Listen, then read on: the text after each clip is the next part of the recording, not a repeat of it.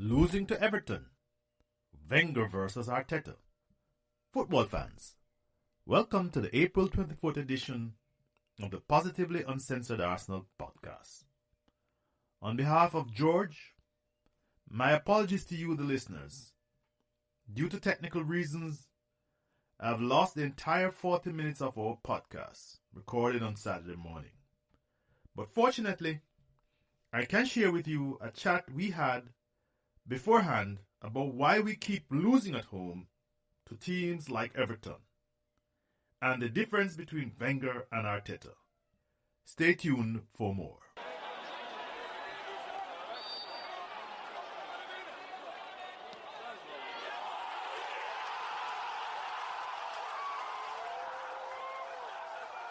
But the war is over, but the battles have just begun. And I thought that yesterday was one of the battles. I thought, by the way, George, that the way I set it up, I thought Everton had something to prove. But they didn't play like a team that had something to prove. They just sat back and tried to counter-attack. But before I go on, what do you think? That was shy, wasn't it? Yeah, they were like, I mean, with Richarlison, James was, he was anonymous. If Ozil played like that, they would have run him out of town. Anyway, and we still fucking lost. And we lost, George. George, I want to make a point, and don't remind me. The last time, and I've been saying this point over and over again, and I every day I believe it more and more. Wenger's team, people think that it was, you remember he talked about sterile possession? No. The whole entire thing was to create chances.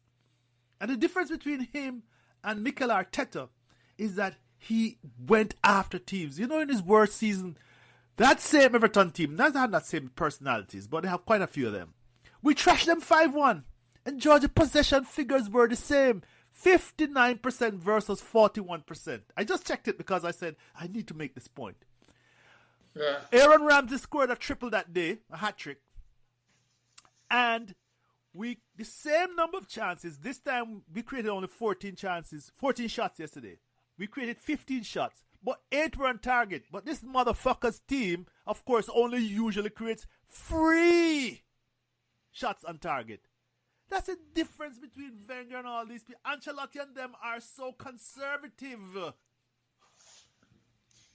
Even his worst year, you came up to Arsenal and you didn't stand most of the time. You didn't stand a chance.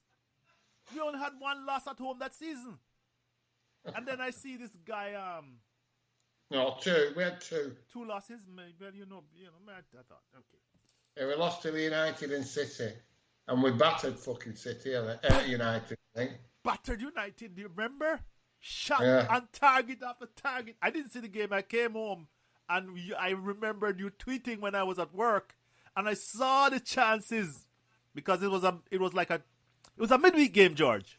And so I couldn't get away from work that day. And when I came home, I saw you say we battered them. And I went and saw them and lost 3-1. Yes, and saw the here foot. Except that game, we set a record for possession against Manchester United in Premier League history. We set a record for attempts on goal. David De Gea set the record for saves. Yes. In United's Premier League history. Yes. We absolutely fucking leathered them. And they won. And they won 3-1. That was just sheer luck, but people don't realize that. We played absolutely well. Putting you on pause, Joe. This concludes another edition of the Positively Uncensored Arsenal podcast. Show your appreciation of our podcast by subscribing and clicking the like button wherever you listen. This really helps in growing our support among honest and biased fans who recognize that Wenger's legacy is fundamental. Free-flowing attacking football by a club with integrity and class. Thanks for listening.